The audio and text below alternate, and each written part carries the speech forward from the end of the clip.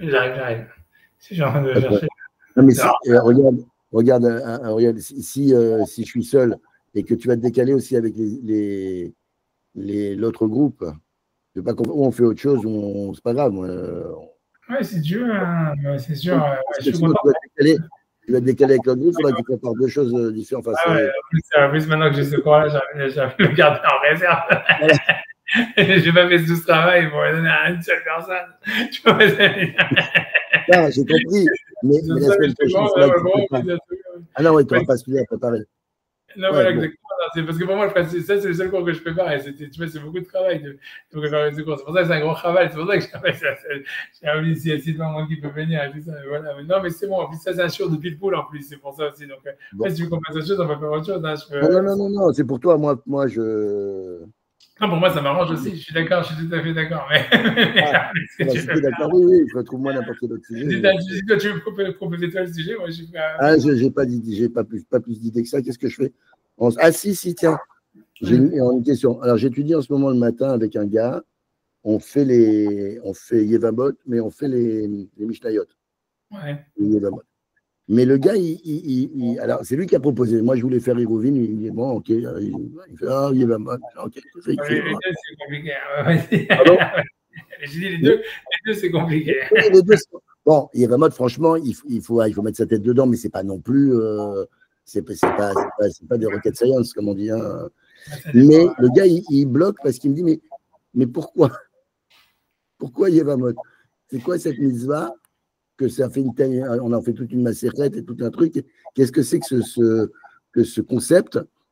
Alors d'abord, est-ce que c'est propre au peuple juif? Ça, c'est une question que je me suis toujours posée. Est-ce qu'il y a que nous qui avons cette idée de truc, ou est-ce que c'était Moi, j'ai toujours pensé que c'était social. C'était qu'une veuve en général, elle était jetée on voit avec Ruth que la veuve, elle n'avait pas beaucoup de pouvoir, elle n'avait pas beaucoup de grand-chose, et que c'était une manière je ne vais pas dire de la recycler, mais en tout cas de lui éviter de finir mal, quoi. Puis moi, j'ai l'expérience de ma grand-mère qui était veuve très jeune, et voilà, ses enfants, ils ont eu beaucoup de mal, enfin, elle n'avait pas d'argent, c'était difficile, enfin, la vie était très difficile pour une veuve. Et je parle de ça au début du XXe siècle, alors j'imagine, à l'époque, ça devait être vachement compliqué. Ça, c'est ma vision, j'allais dire, logique, mais je pense. Alors, je sais que, comment il s'appelle, il y a le Rav Foreman, tu sais, l'américain, là. Ouais. Lui, le Yevamot, c'est le Hiboum, c'est tout Bereshit, c'est Hiboum, quoi. C'est-à-dire qu'il voit tout Bereshit à travers le truc. Abraham, il a fait Hiboum avec Sarah, machin. Enfin, tout c'est qu'une histoire de Hiboum. Et je pense que c'est peut-être vrai, quoi, mais j'arrive pas. C'est vrai que c'est compliqué. Enfin, j'arrive pas à lui dire, regarde, pourquoi c'est important. Bon, moi, c'est une mitzvah. Voilà, elle a sa logique, elle a machin. Nous, on doit. Quand tu fais les Mishnayot, tu ne te poses pas la question pourquoi il y a eu cette mitzvah. Tu essaies de comprendre comment ça marche, quoi. Mais. C'est sûr, non, c'est sûr, c'est une question ce que tu dis, c'est sûr, mais c'est-à-dire, comme tu dis, voilà, c'est clair qu'en fait, on le retrouve avant le don de la Torah. Ça veut dire ça, c'est sûr. Ça veut dire, puisque voilà, avec Tamar, avec Yehuda et Tamar, ouais. c'est le plus explicite. Moi, les deux exemples que je vois dans la Torah, enfin, pas la Torah, dans la Torah, il y a Tamar, et dans le Nar, il y a Ruth. Maintenant, il doit y avoir d'autres exemples, mais c'est les deux exemples qu'on voit de Hiboum. D'ailleurs, le Hiboum de Ruth, il est compliqué parce que, a priori, c'est pas son beau-frère, enfin, c'est pas le frère de son mari, c'est même pas enfin, voilà, normalement, il ne devrait pas y avoir de Hiboum, quoi. Enfin, à moins qu'il y ait. La seule chose, parce qu'à la fin, quand il dit je vais aller voir avant de te marier, je vais voir s'il y a un autre gars qui veut te prendre. A priori, ça devait être un des frères. Est-ce qu'il était allé voir le frère de truc Mais si c'était un des frères, il fallait faire ça. Tu ne peux pas simplement juste dire il ne veut pas. C'est sûr, ça ne marche pas. C'est sûr que ça cloche complètement. Ça cloche un peu, ça. En plus de ça, si elle était juive ou pas juive, tu vois ce que je veux dire. Voilà. Oui, ouais, en plus, oui. Non, c'est ça, non, je sais pas. Non, c'est sûr, tout ce que tu dis, c'est super. C'est sûr que toute l'histoire du Yiboum, c'est un truc de Kabbalah, tu vois. C'est-à-dire, c'est clairement un truc. Maintenant, tu vois, qu'est-ce que ça veut. Tu vois d'où ça sort, cette histoire-là. C'est comme un peu l'histoire de. Tu vois, c'est que dans la. Tu vois, c'est difficile. Tu vois, c'est parce qu'en fait, on a l'impression que dans la Kabbale, il y a toute une histoire de se marier avec la fille avec sa nièce. Tu vois, c'est-à-dire qu'il y a. Comme tu vois, il y a un lien spécial entre tout ça, etc. Ah, toi, j'étais marié. Le père de ma mère, c'était l'oncle de sa femme, ouais, effectivement. Ouais, Voilà, c'est un truc de Kabbalah, tu vois, c'est un truc. C'est un truc d'emmerde parce qu'en fait, il y a eu beaucoup d'enfants, il y a un mariage consanguin, donc sur 7 enfants, il y en a 2 qui ont vécu, quoi. Wow. La première et la dernière, les autres, ils sont morts à la naissance ou presque, quoi. La première, parce que la première, ça marche toujours. Et la dernière, c'est ma mère, c'est le miracle. Moi, je suis né. Ouais, on est né d'un miracle, machin, parce qu'elle ne devait pas vivre, quoi. Et que, voilà.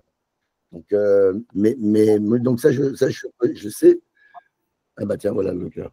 Ouais, c'est vrai que.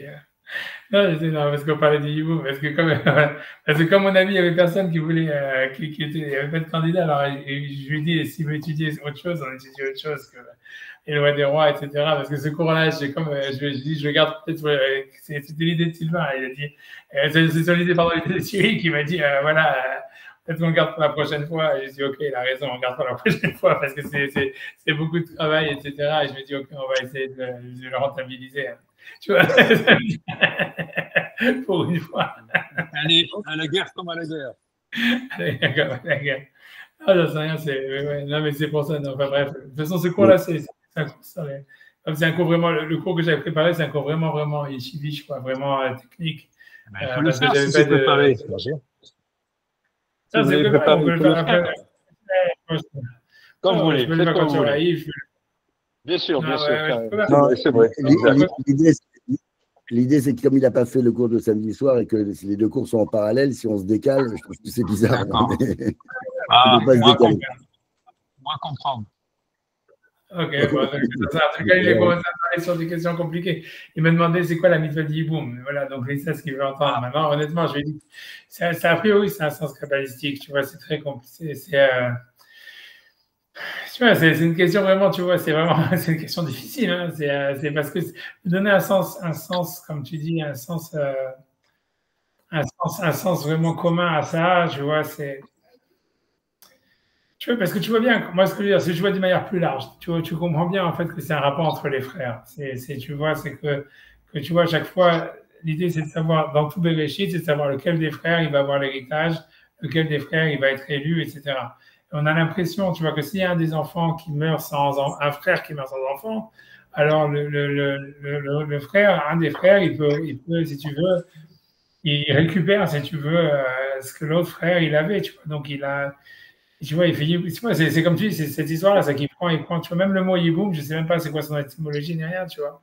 J'essaie de réfléchir, tu vois, à trouver un marémacom, tu vois, à trouver ça, mais tu vois, c'est sûr, c'est difficile. Ça veut dire honnêtement, tu vois, on voit un truc comme ça, tu vois, c'est quelque chose, c'est un truc de Kabbalah, ça c'est sûr. Et c'est l'idée qu'a priori, on peut récupérer les Neshamot qui auraient dû sortir du frère, aussi bizarre que ça soit, tu vois, aussi bizarre que ça soit. Tu vois, c'est vraiment, j'en sais rien, tu vois. Moi, je pense que je fallait que tu m'as posé une colle, mais dis donc, c'est quand même, tu vois, je veux dire, là, je me dis peut-être que je commence à faire mon cours sur les lois des rois, parce que là, je suis complètement, non, je pense qu'il faudrait chercher, tu vois, il faudrait regarder dans les livres, il faut regarder dans le Zohar. Je sais que le Zohar, il parle beaucoup, tu vois, c'est très difficile de trouver un sens d'une manière, comment dire, ça veut dire d'une manière, comment dire, de donner un sens, on va dire, comment dire, ça veut dire logique, tu vois, ça veut dire cette mitzvah, c'est difficile, tu vois, surtout que c'est. Non, ça veut dire, je sais pas, tu vois, c'est vraiment, c'est compliqué, tu vois, c'est compliqué. J'ai pas d'autre chose à dire que ce que tu as dit toi, tu vois, c'est-à-dire, a priori, ça existait avant la Torah, c'est un truc, tu vois, qui est. J'étais pas là, je suis un peu en retard. Le mot Ibon, comment s'écrit avec quoi et c'est quoi? Quelle est la racine? Ça veut dire quoi? Yiboum, tu vois, je sais même pas, on peut regarder, hein, ça s'écrit Yud Bet Vav même, c'est comme ça. Ouais. C'est pas très difficile à truquer, mais la racine de ça, je sais pas du tout. On peut regarder sur Sefaria, je peux essayer. C'est intéressant de savoir un peu pourquoi. Peut-être qu'en voyant la racine, on pourra arriver à la source. On peut essayer, alors on va faire.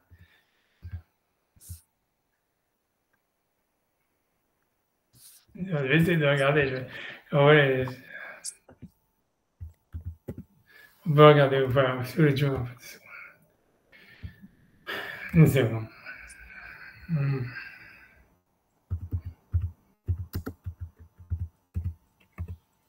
C'est-à-dire, le truc le plus simple, ça serait de retrouver dans le créneau, puisque là-bas, souvent.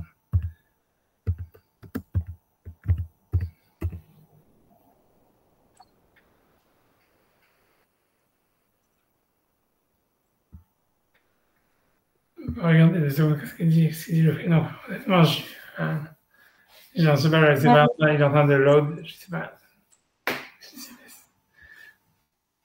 C'est la mitzvah 598. Voilà, moi, je peux faire share screen si j'arrive. J'arrive, une seconde si j'y arrive.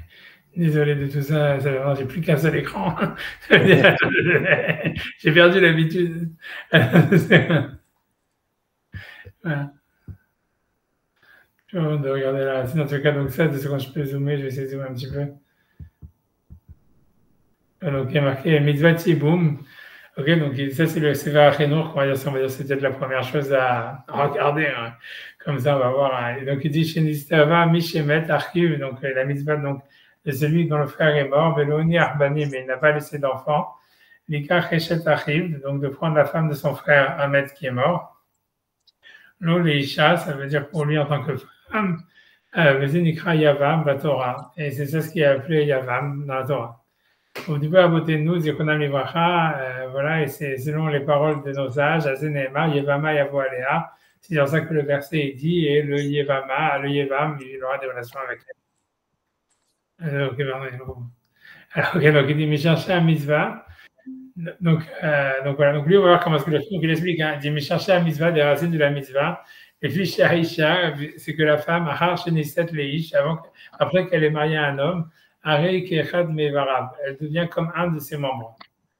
Sheken Yechayev Ateva, parce que c'est ça ce que la nature elle donne. Ipne Masé Ahav Arishon, comme on voit donc c'est-à-dire que du premier homme qui a eu c'est Adam. Chez Lukra Achat Mitzal Otav, qu'on a pris une de ses côtes Mumena et que de lui ou Bana Lo Elisha. Et donc, on lui a construit à partir de là une femme. Donc, on a l'impression que lui, il viendrait du mot yiboum, il voudrait faire une construction. J'ai l'impression que tu vois que ce serait une contraction de binyan avec mita, tu vois, construction, mort, tu vois, parce que yavam, ça serait une contraction du mot de met et binyan, yibané et met. J'ai l'impression qu'il voudrait faire un truc comme ça, tu vois. Ça veut dire, alors ce qu'il veut dire, tu vois, ça veut dire, c'est construire à travers la mort, tu vois, ça serait ça en fait, ça serait construire à travers la mort. Et ça, tu vois, donc ça expliquerait aussi pourquoi, tu vois, ça serait une grande mitzvah, quoi, parce que ça veut dire, si tu vois, c'est donner, tu vois, voilà, ça serait vaincre la mort en réalité. Ça équivaut peut-être à quand on rencontre un mort, il faut l'enterrer. C'est peut-être un peu la même précipitation, la même importance. Oui, peut-être, oui, mais là, je pense que c'est plus parce qu'en fait, on peut lui donner une descendance. Donc, c'est ce qu'il veut dire. En plus, c'est plus, oui. Il veut dire en fait que la femme, elle devient un membre de l'homme. Et donc, en fait, c'est comme si l'homme, il vit à travers sa femme après sa mort, quoi. C'est ça ce que ça voudrait dire. Et donc, en fait, après ça, ça serait une manière, en fait, c'est plus que, voilà, peut-être enterrer, mais aussi, ça veut dire comme on enterre une bouture, quoi. Ça veut dire, c'est comme si un arbre. Oui, exactement. Voilà. Okay, on fait germer. Ouais, c'est ça. Donc, ça serait ça l'idée. Donc, ça serait ça un truc. Mais donc, en tous les cas, ça serait ça, puisque l'homme, il était de la terre, etc. Adam, il a Adama, un truc comme ça. Donc, ça serait comme vraiment une reconstruction de la création du monde. Quoi. Quelque chose une renaissance ou une reconstruction du monde? Ouais, c'est ça. Mais ça veut dire quelque chose qui serait vraiment de l'ordre du Maaseh Bereshit, quoi, de la création du monde. Et donc, ça serait quelque chose qui serait en fait. Une recréation. Mais ça expliquerait l'importance de la mitzvah. Ça voudrait dire, ça serait une opportunité que Hachem lui donne, en fait, de revenir à zéro, quoi. De refaire, en fait, comme la création de Ève qui a eu lieu, en fait, à partir de Adam. Là, c'est recréer Adam à travers Ève, quoi, de cette manière. Et ça serait comme s'il y aurait une sorte, tu vois, de revenir vraiment au Maaseh Bereshit, quoi. Ça veut dire, donc, il y aurait une renaissance qui est beaucoup plus grande que dans un mariage normal. Puisque là, en fait, tu vois, c'est d'abord tu dépasses la mort et en plus tu reconstruis à partir tu vois, du corps d'un membre qui est resté de quelqu'un qui est mort, quoi, et que c'était en fait qui est mort, c'est d'un membre en tous les cas de quelqu'un qui était vivant ou qui est encore vivant. Et a priori, ça serait ça, tu vois. Lui, en tous les cas, c'est ce qu'il dit. Il dit Shekanyekhayavateva, donc ça veut dire que c'est ce que la nature, elle oblige, mais Pneumaasea Varishon, à cause de la manière dont l'homme, enfin le premier homme a été créé, on va dire, ou la première femme a été créée. En tout cas, il traduit les mots sans expliquer. Il dit Pneumaasea Varishon à partir du premier père, donc qui serait Adam.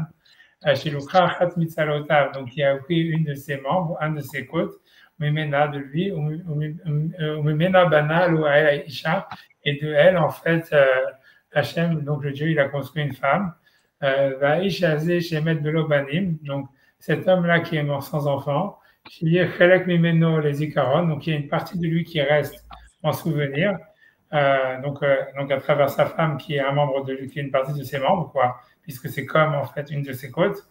Ulmalot, mais comme voilà, la vodat voro, et donc quelqu'un le remplace, on va dire, pour le service de son créateur.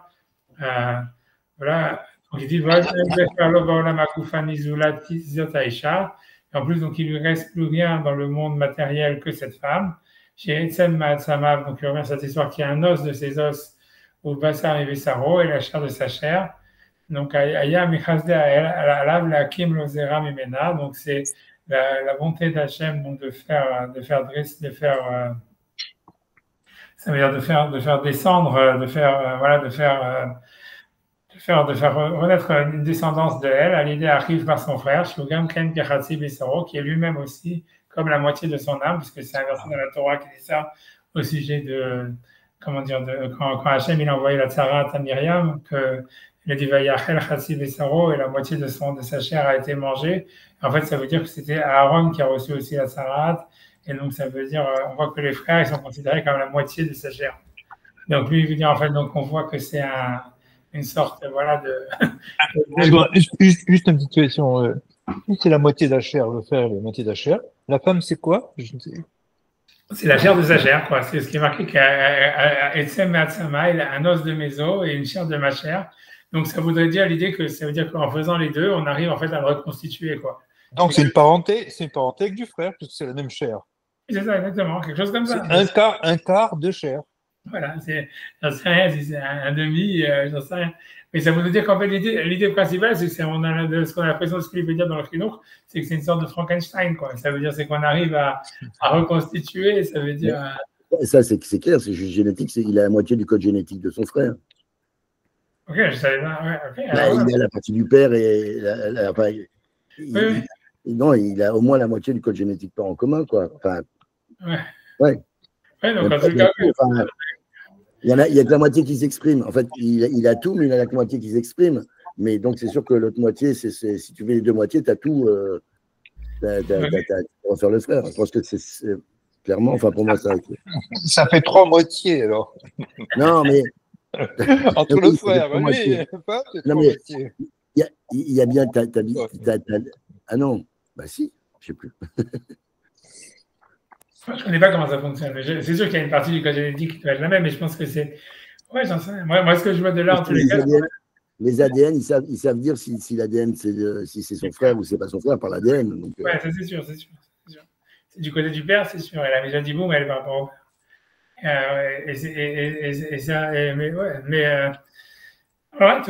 Non, c'est sûr. Mais en tout cas, moi, ce que je vois de ça, c'est qu'on a l'impression, ce qu'on pourrait déduire de ça dans la halakha, c'est que si jamais il y a un couple qui ne peut pas avoir d'enfants et qu'on pourrait leur donner des enfants par clonage, on a l'impression qu'il y aurait une mitzvah de le faire, tu vois.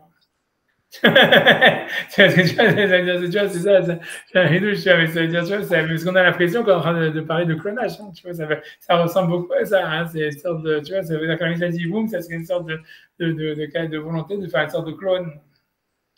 Et tu vois, mais c'est un ridouche, tu vois, moi je l'avais jamais vu avant, j'avais jamais regardé, tu vois, mais c'est ce que lui dit, en tout cas, c'est super profond, en tout cas, c'est d'abord parce que ça serait un dépassement de la mort. En plus, c'est un retour à l'origine de la création de l'homme. Moi, je pense aussi beaucoup là-dedans. Où, tu vois, c'est parce que quand Ève elle a été créée, c'est quand même, tu vois, ça veut dire la relation entre Adam et Ève. Je pense que c'est une relation, on va dire, plus forte encore que celle qu'il y a dans un couple normal, tu vois. Ça veut dire, en fait, voilà, ça, et ça veut dire que le fait de faire Yiboum, ça permettrait, en fait, de revenir à ça, tu vois, à ce couple originel qu'il y avait eu au moment du Maaseh Bereshit, quoi. Donc, c'est une sorte de grande opportunité, en réalité, qui est donnée. Non, parce que tant mieux, je vois ce que tu dis. Oui, c'est ça. Non, oui, j'étais en train de lire la phrase d'après. Ouais, tu vois, je suis assez massama et ça, mais pour moi, ça fait vraiment penser au clonage et ça donne vraiment. Tu vois, on a l'impression vraiment qu'il y aurait une mitzvah de faire du clonage aussi, quoi. C'est intéressant, cette histoire, parce que c'est pas du tout évident, tu vois. c'est très intéressant, c'est super intéressant. Tu vois,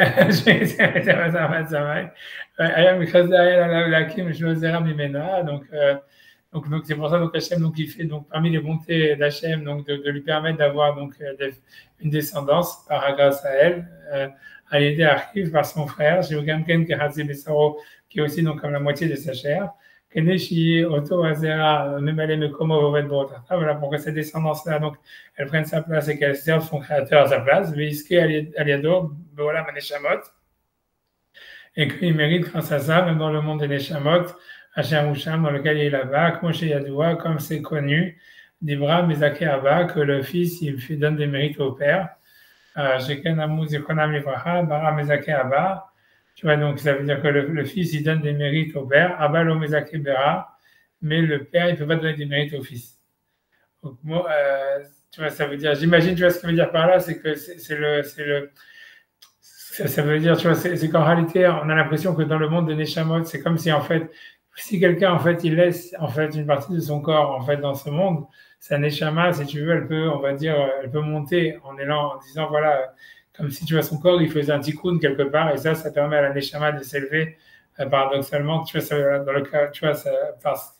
Ouais, ça, si on parle, mais même si la théorie qui dit, enfin, on peut penser que on continue à vivre effectivement dans nos enfants, et donc c'est ça la trétamétime, c'est qu'on ait des enfants et que ces enfants fassent continuer notre âme. Et là, c'est une façon effectivement de continuer l'âme de celui qui est parti sans enfant, et donc de lui garantir une vie éternelle et donc un trétamétime, quoi.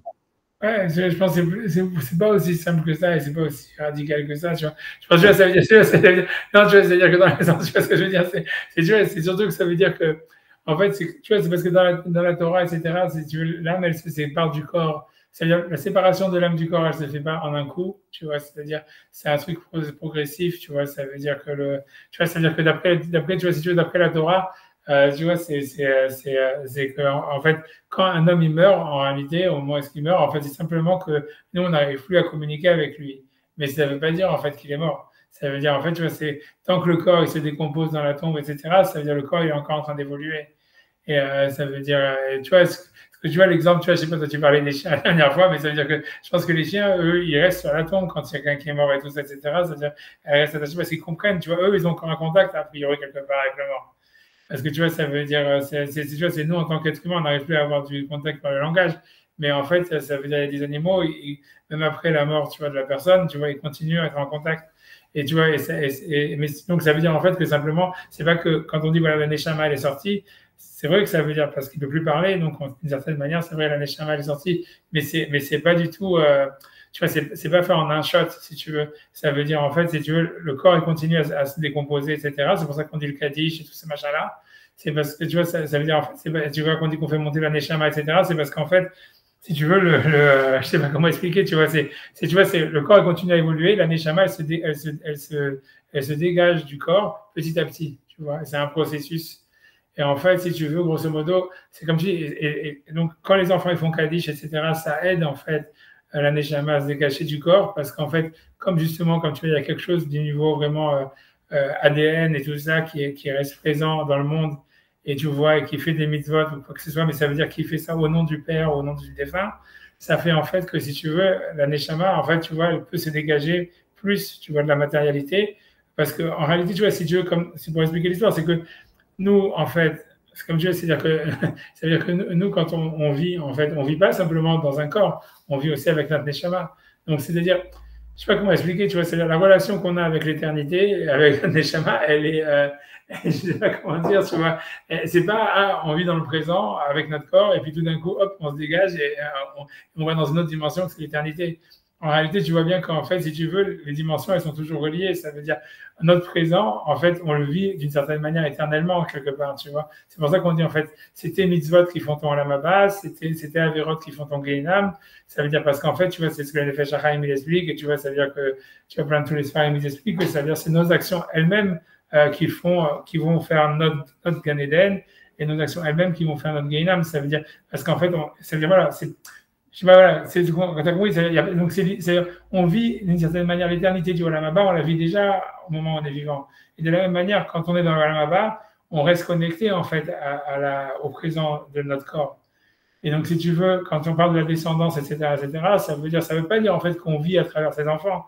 Ça veut dire que les enfants, au contraire, ils nous permettent de nous séparer de notre corps. Parce que quand on a laissé quelqu'un où tu vois, tu vois, c'est comme on dit, un truc génétique ou quelque chose, tu vois, qui fait des mitzvot pour nous, même si c'est génétiquement pas vraiment lié, tu vois, par exemple, quelqu'un qui fait le Kaddish pour quelqu'un d'autre, ou qui va faire du limoud, des nishmat, etc., même s'il n'est pas de la famille, ça veut dire à partir du moment où tu fais ça, en fait, ça veut dire que tu permets à la neshama de s'élever, ça veut dire, en fait, tu lui permets de se séparer de plus du monde matériel, et donc de vivre une dimension plus proche de l'éternité, parce que, tu vois, elle est grâce à nous, si tu veux, elle est affranchie du devoir que son corps devrait faire, tu vois, de sa relation au corps, tu vois. On devient comme des, tu vois, comme c'est pas, on prend la succession, quoi, si tu veux. C'est pas qu'il vit à travers nous, qu'il vit à travers nous, à travers nos actions, c'est au contraire, c'est nos actions, elles lui permettent au contraire de se dédouaner, en fait, de ce monde-là et de vivre dans une dimension d'éternité qui est plus élevée, quoi. Voilà, c'est ça, si tu veux, la manière dont ça fonctionne, quoi. Tu vois, donc c'est c'est toi qui m'as dit ça, mais donc c'est ça ce que ça veut dire. Ça veut dire que le tikkun qu'il y a dans le monde des neshamot par quelqu'un qui est descendant et qui fait les mitzvot, ou même quelqu'un qui ne serait pas descendant mais qui fait les mitzvot, etc. Ou non, c'est comme ça que ça fonctionne. Tu vois, ça veut dire on dédouane la personne. Ça veut dire c'est la personne normalement qui devrait aller à la choule, etc. Et en fait, comme nous on va à la choule à sa place, on fait le kaddish. En fait, lui donc il peut aller vaquer à ses occupations dans le Gan Eden. Tu vois, ça veut dire s'occuper d'autres choses. Tu vois ce que je veux dire. Tu vois, plus intéressant que de répondre à un kaddish peut-être. Tu vois, j'en sais rien, tu vois ce que je veux dire, voilà, c'est tout, tu vois, c'est ça le problème. Tu vois. Donc, ok, donc c'est pour ça qu'il dit, au fait d'être bon tartave, il travaille, il sert son créateur à sa place, ça veut dire dans ce monde-là, tu vois, ça le dédouane lui d'avoir tu vois, Ve'iska Aliado, Baolam Aneshamot, tu vois, c'est ce qu'il dit, et grâce à ça, il mérite dans le monde des Neshamot, où est-ce qu'il est là-bas, parce que là, grâce à ça, la Neshama peut s'élever et monter vers des degrés d'éternité, enfin des relations à l'éternité qui sont plus élevées, donc beaucoup plus haut, tu vois, etc. Moi, j'ai et c'est pour ça qu'en fait, si tu veux, c'est pour ça que les mitzvot, les Nishmat, etc., les Yortzeit, c'est en fait, c'est tant qu'il y a des gens qui se souviennent de la personne qui est Nifteret, tu vois, ça veut dire, au bout et ça prend en fait de moins en moins d'importance, en réalité, plus les années passent, tu vois. Parce que moi j'ai Yadoua, ça veut dire, tu vois, ça veut dire, comme c'est connu, d'Iwam, des Baramezake Abba, donc le fils, il peut donner, il rend des mérites au père. Voilà, chez Ganapou, c'est Kwanam Libraha, parce que la Gemara en Sanhedrin, elle dit, Baramezake Abba, le fils, donc il fait mériter le père. Mais j'aurais dit Abba Lomezake Bera, mais le fils, le père, il ne peut pas donner des scouillottes au fils. Peu importe ce que ça veut dire. Ouais, j'imagine, tu vois, ce que. Ouais, ok, ça veut dire ça, j'en sais rien, tu vois, ça c'est une autre histoire encore, tu vois. Je pense que ça veut dire, ouais, j'ai pas envie d'entrer là-dedans, tu vois, mais ça veut dire, tu vois, ça veut dire, bref, c'est pas lié à notre sujet, mais ça veut dire, c'est ce que l'idée du scout à vote, tu vois, ça ce qu'il veut dire, et que le scout à vote, ça veut pas dire que le scout à vote, ça n'existe pas, puisqu'on va dire que tout ce qu'on a, c'est grâce au scout à vote. Mais ça veut dire que l'idée, c'est que ça veut dire que ça ne nous donne pas des mérites, quoi. Ça veut dire, ça peut nous donner de la chance, ça peut nous donner des opportunités, ça peut nous donner, tu vois, quelqu'un, il peut avoir des brachot grâce au scout à vote, il peut gagner au loto, il peut, j'en sais rien, il peut, tu vois, ça veut dire, il va avoir la tzlacha, tout ce que tu veux, mais ça veut dire, et ça, c'est le scout à vote, mais ça veut pas, c'est pas pour ça que toi, tu mérites, tu vois, c'est pas que tu as gagné des mérites là-dedans, tu vois, c'est que tes choix qui vont te faire des mérites, mais ça, par contre, les choix que nous on fait, ça fait monter la neshama de l'autre, du père. Donc, c'est ce que ça veut dire. Abalo Mezake Vera, c'est-à-dire le père ne donne pas des mérites au fils.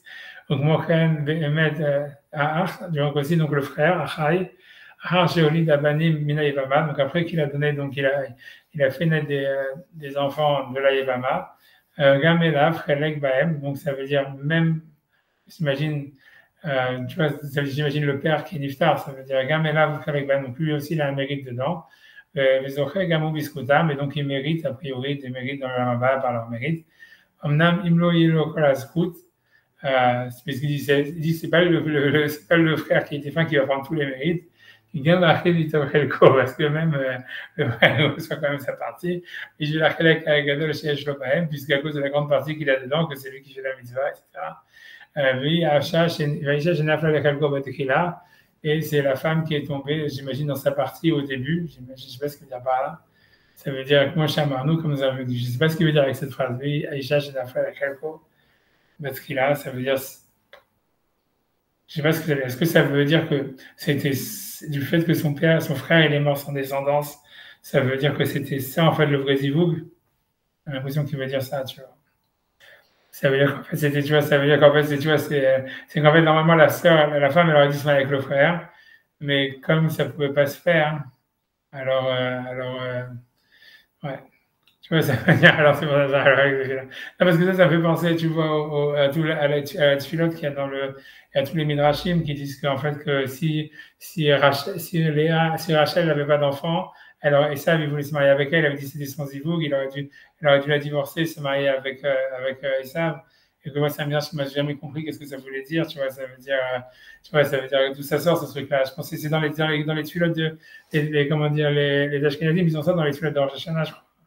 Ils ont carrément dans un des Piyutim, ça le dit, mais c'est basé sur un midrash. Que j'avais jamais compris, tu vois, ça veut dire, mais c'est elle qui dit ça, qui dit que si jamais Rachel, elle n'avait pas eu d'enfant, elle aurait dû se marier avec Esav. Tu vois, on a l'impression que c'est comme si, tu vois, ça veut dire que ça aurait dévoilé que son vrai zivoug, c'était Esav. C'est bizarre, tu vois, mais c'est ce que lui semble dire, parce que cette phrase-là, Isha Shenafal Echel Kobat Kila, a priori, ça parle du deuxième frère, tu vois, ça parle pas du frère qui est défunt. Donc, on a l'impression que ça voudrait dire ça veut dire que c'était son vrai zivoug et que voilà, et que c'est la manière pour lui de se marier. Ça aurait été lui qui aurait dû se marier avec elle depuis le début. Et voilà quoi. Moi, je suis à Marnou, voilà, comme on a dit. Tu vois. Ça, tu vois, c'est manière, c'est intéressant. Parce que le fait qu'il fait passer ça aussi sur la création du monde, à part, tu vois, moi, pour moi, l'histoire au niveau halachique, c'est super, c'est l'histoire du clonage, pour moi, qui est super intéressante, tu vois, parce que, tu vois, ça voudrait dire ça veut dire, quoi qu'il arrive, tu vois, il faut essayer de faire revivre, en fait, tu vois, on a l'impression que même le clonage, ça serait une meilleure manière, en fait, de faire la mitzvah. Et tu vois, même puisqu'on revient en masse Bereshit et tout ça, et tu vois, et ça veut dire que comme tu vois, en fait, comme si, en fait, le premier clonage, ça avait été la création de Ève, quoi. En Ève, en fait, elle a été créée par clonage et que c'était, c'est ça la manière la plus, c'est ce que la manière les khatrila, quoi. Ça veut dire, on est passé à une reproduction, ça veut dire sexuée, que par défaut, parce qu'on n'arrivait plus à faire du clonage, quoi. Et qu'en fait, le yiboum, c'est une manière d'arriver à refaire du clonage. Je sais pas si je trouve l'idée vachement super intéressante, mais c'est pas moi qui le dis, c'est lui, tu vois. Il est un auteur du XIIIe siècle, hein, je sais pas, tu vois, tu vois, je pense, ouais, j'en sais rien, c'est intéressant, tu vois, parce que pour moi, ça me fait penser beaucoup à toute l'histoire non, ça donne une optique très comme ça, très, tu vois, parce que ça fait penser à toute l'histoire qu'on dit qu'en fait, quand Hachem, il a créé Adam, il a créé Zachar et Nekeva, et qu'en fait, c'était une deuxième femme et tout ça, etc., que la première femme, il a pris.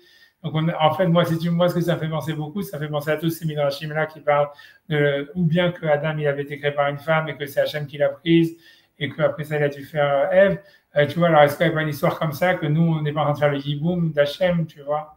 Truc comme ça, tu vois, ça veut dire, tu vois, c'est comme si Hachem lui-même, il avait pas d'enfant, et tu vois, comme une histoire comme ça, ou bien comme si Hachem, il avait fait Yiboum de la femme d'Adam, tu vois, on a l'impression que les deux premiers frères, en fait, qui font Yiboum, ça remonte plus haut, en fait, que comme il dit un Forman que lui, le fait remonter à Abraham et Sarah, en fait, ça remonterait même, tu vois, entre Hachem et l'homme, quoi, après, c'est un truc comme ça, tu vois. C'est ça ce que ça fait. Tu vois, donc ça serait, tu vois, c'est intéressant, tu vois, c'est intéressant, c'est super intéressant. Ouais, tu vois, ouais. Ouais, non, tu vois, parce que non, c'est vrai, tu vois, non, c'est intéressant, parce que tu vois, si tu creuses l'idée, tu vois, ça voudrait dire ça voudrait dire, en fait, c'est comme si, tu vois, je sais pas, tu vois, ouais, c'est comme si, en fait, nous, c'est comme si, tu vois, c'est comme si nous, en ayant des enfants, ça veut dire, c'est comme si on se mariait avec la femme d'Hachem, tu vois, quelque chose comme ça. Puisque tu vois, ça veut dire c'est Hachem qui crée le monde, un truc comme ça. C'est indéniable qu'on joue à Dieu quand on fait des enfants, quoi. Ouais, non, c'est sûr, c'est sûr. Non, c'est sûr, je suis d'accord avec l'idée. Hein. Ouais. Mais je sais pas, tu vois, il y a quelque chose de. Ouais. Je sais pas, tu vois, il faut comprendre, tu vois, l'histoire de la fraternité, quoi, c'est ça. Et, tu vois, ça veut dire la fraternité entre Hachem et qui est celui qui est mort sans enfant, alors, tu vois, ou celui qui est sans enfant, tu vois, est-ce que c'est Hachem qui est sans enfant ou c'est nous qui sommes sans enfant, tu vois, est-ce que c'est ça, quoi, peut-être que, ouais, c'est Hachem peut-être qui est sans enfant. Comme si, tu vois, ouais, ça voudrait dire, en fait, comme si, tu vois, si tu suis la métaphore, tu as l'impression, en fait, que c'est comme si le frère qui est mort, c'est comme s'il était trop kadosh pour avoir des enfants, on va dire un truc comme ça, tu vois. Que comme si, tu vois, il fallait, en fait, tu vois, c'est comme si Hachem, en réalité, il ne pouvait pas avoir des enfants. Donc, il est obligé d'avoir, en fait, de créer des enfants par proxy. Tu vois, ça veut dire en créant Adam, etc. Et après, tu clones Adam, et Adam, tu vois, il a Ève, etc. Tu vois, c'est ça l'idée, tu vois, ça veut dire parce que lui, il est trop élevé et tout ça, un truc comme ça. Donc, c'est pas possible, en fait, qu'il ait des enfants lui-même directement. Et qu'en fait, ça veut dire qu'il y aurait une reconstitution de ça. Ça veut dire que le frère qui est Niftar, en fait, il est, tu vois, à l'image d'Hachem, que tu vois qu'il n'a pas, et tu vois, il ne pouvait pas avoir d'enfants, etc. Et que maintenant, il peut avoir des enfants par proxy. Et là, il est vraiment encore plus à l'image d'Hachem. Ouais, ça serait ça l'idée, tu vois. Ça. Donc, il y a quelque chose vraiment de très profond au niveau de la Kabbalah dans cette histoire-là, tu vois. Tu vois, j'en sais rien, tu vois, tout ça, c'est des trucs qu'il faut creuser, tu vois. Ça veut dire, tu vois, qu'est-ce que ça voulait dire, tu vois. Ouais. Non, c'est intéressant, tu vois, ça veut dire, tu vois, ça veut dire, j'en sais rien, tu vois, c'est ça ce que ça voudrait dire. Ça voudrait dire, il y aurait, j'en sais rien, tu vois, tu vois, c'est intéressant, tu vois. C'est intéressant. Tu vois, ça expliquerait vraiment beaucoup de choses. Tu vois, ça expliquerait, par exemple, tu vois, par exemple, quand l'histoire de Sarah et tout ça, toutes les femmes qui n'ont pas d'enfants et qui disent oui, je vais adopter un enfant d'un autre pour avoir des enfants à moi-même. Tu vois, comme elle fait avec, ou tu vois, comme elle donne sa femme, c'est en Sarah, elle donne Agar, ou ensuite, tu vois, les femmes, les mêmes, Léa, elle donne, tu vois, et Rachel et tout ça, ils donnent leurs esclaves pour avoir des enfants. Tu vois, donc on a l'impression que ça serait l'idée, tu vois, ça voudrait dire en fait, il y a comme l'idée, en fait, que ça serait un niveau suprême d'avoir des enfants par proxy. Tu vois, ça serait ça le niveau ultime, tu vois, c'est un niveau plus haut que d'avoir des enfants soi-même, tu vois, et c'est un truc comme ça, tu vois, ça serait un truc dans ce goût-là. Mais ouais, c'est intéressant, tu vois, c'est pour ça que tu vois, ça serait comme ça, tu vois, ça serait ça la source du yiboum, ça veut dire, quand le yiboum à la base, c'est pas vraiment en fait l'idée de voir la femme de son frère et tout ça, c'est de donner on la retrouve en fait vraiment, on voit que c'était quelque chose qui était avant la Torah, puisqu'on voit que c'est ce que Sarah elle fait quand elle donne Agar, c'est ce que Rachel elle fait quand elle donne Léa, etc. et machin, blablabla.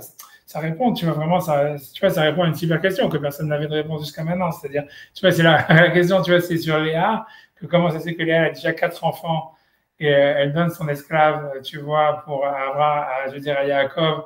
Et tout le monde demande, mais voilà, une femme qui est stérile, ok, que tu vois qu'elle donne son esclave pour avoir des enfants comme elle fait à Rachel, on va dire c'est compréhensible, mais pourquoi est-ce que Léa a déjà 4 enfants? Qu'est-ce que tu donnes? Tu vois, où est-ce qu'elle a mis une permissivité là-dedans et dire je veux avoir.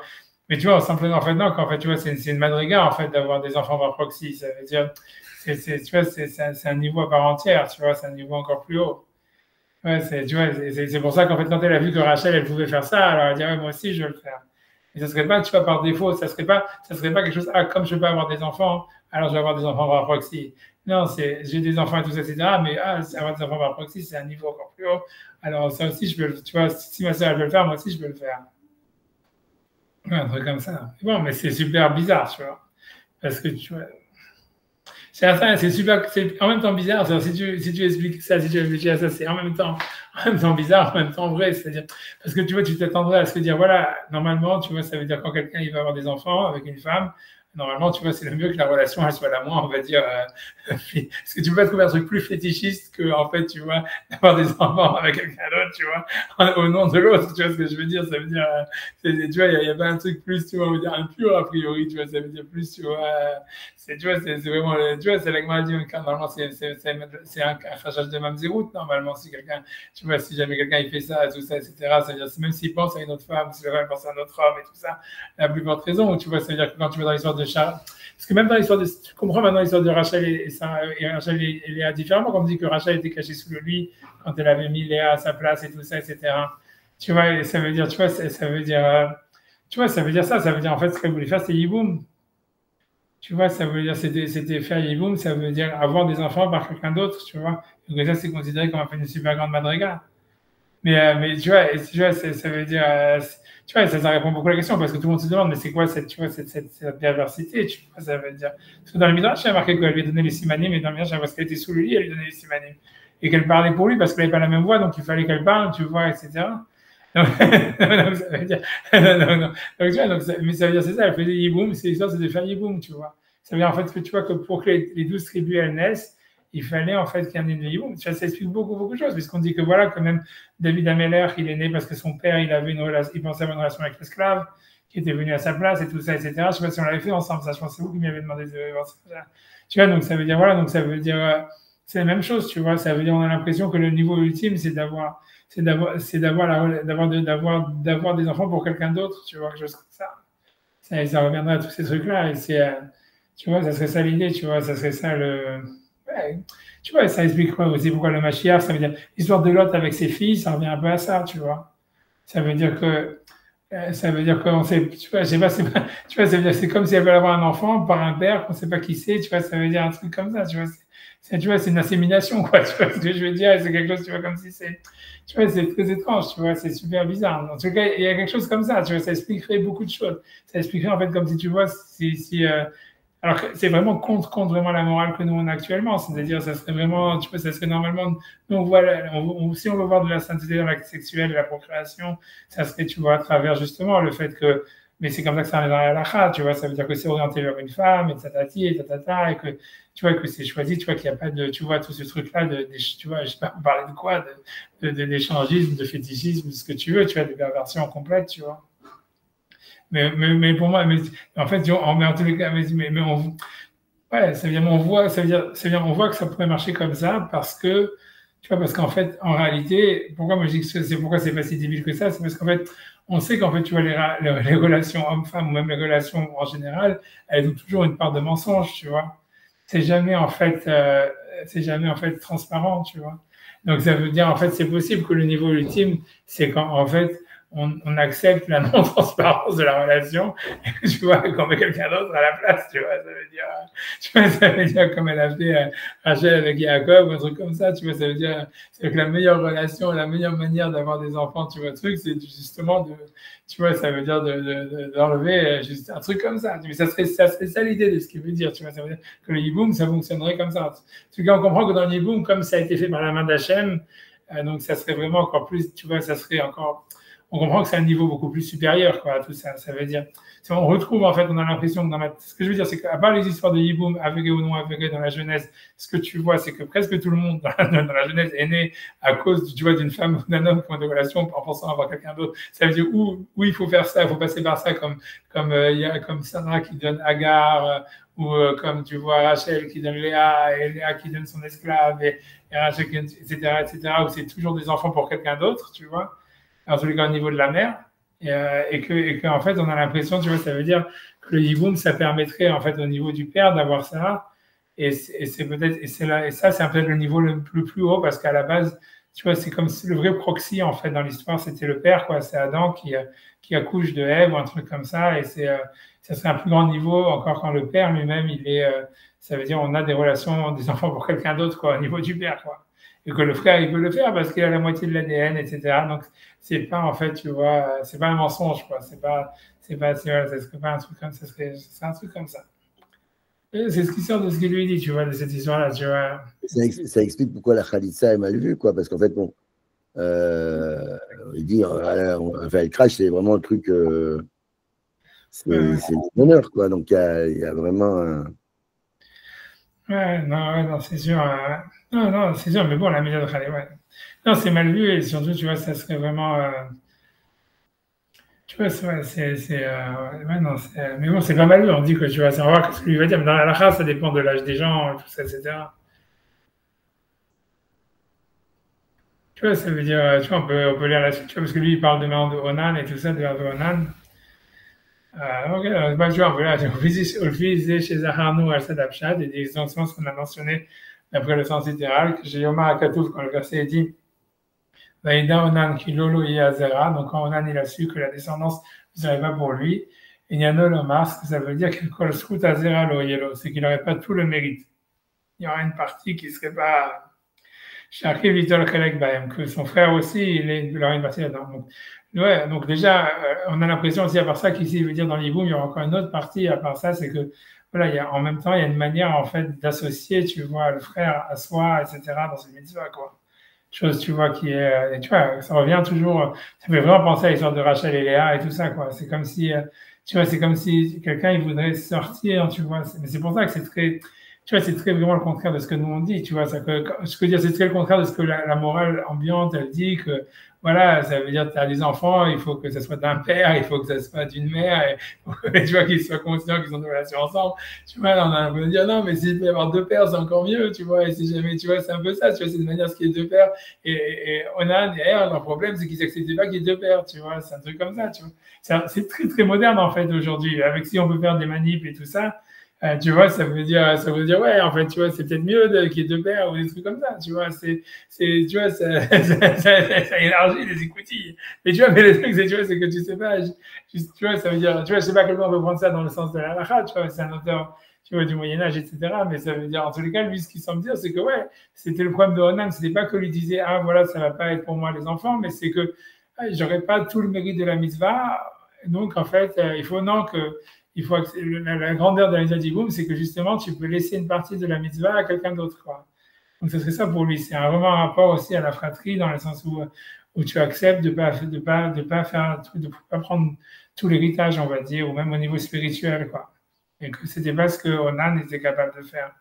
Donc, c'est vraiment pour lui une partie. De notre point de vue rationnel, ça serait dire que si le gars, s'il voulait hériter de tout, enfin, ça serait un frein pour assassiner son frère pour ne pas hériter de tout, parce que même si tu hérites de tout, tu seras obligé de donner au premier fils que tu auras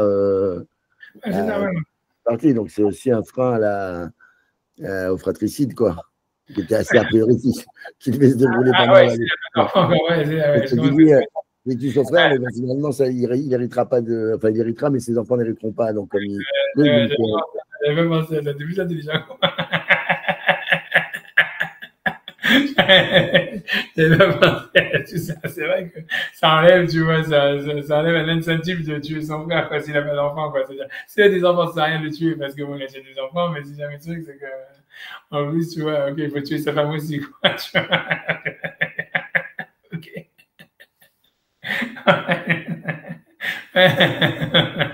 Ouais, je commence, j'avais pas pensé à ça. Okay.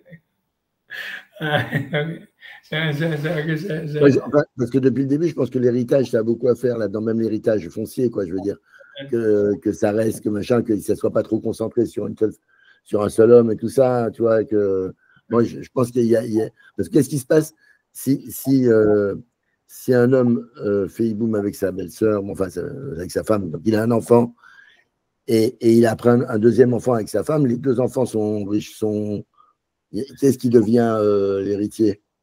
Je sais pas, je pense que il y a plein de questions là-dessus. Il y a ça, il y a est-ce qu'il faut, est-ce que c'est une guéroute? Pas une guéroute. Est-ce que c'est un guéroute? Est-ce qu'il faut qu'il lui signe, qu'il lui fasse un guet? Si elle fait pas ici, fait Khalitsa, est-ce qu'elle a un guet? Comment elle se passe avec l'argent? Khalitsa, c'est comme un guet. C'est un guet. Oui, mais au niveau. Ah oui, donner la Ktuba, etc., ça c'est sûr. Mais tout ce qui s'engage. Ouais, mais c'est que la Ktuba, quoi, c'est tout. Mais tous les guitares, c'est ce qu'il prend, tu vois. Ça veut dire. Oui, bon. Et lui, il n'est pas obligé de payer la Ktuba non plus s'il fait le. Ça veut dire. L'idée, c'est que si jamais il fait Yiboum, la Ktuba, elle reste la même qu'avant. Ça veut dire, tu vois, c'est la continuation. Yiboum, c'est la continuation du mariage d'avant. D'accord. Si tu vois, et Khalitsa, c'est voilà, c'est comme un guet, donc tu vois, il doit payer la Ktuba, mais il paye la Ktuba que des biens que le type il a laissé. Ça veut dire, si jamais le frère il a, c'est tout, tu vois, il y a pas une femme, elle ne peut pas demander, elle peut pas demander au frère. Imagine le père, le mari, il est mort sans argent et que lui s'était engagé à une Ktuba, je sais pas, d'1 million de dollars ou j'en sais rien. Tu vois, elle peut pas demander, et il n'y a pas ça dans le estate. Elle ne peut pas demander au frère, voilà, est-ce que vous payez, tu vois, de votre frère. Tu vois, c'est limité, tu vois, ils sont pas liable sur, tu vois, ils sont pas sur les engagements du frère.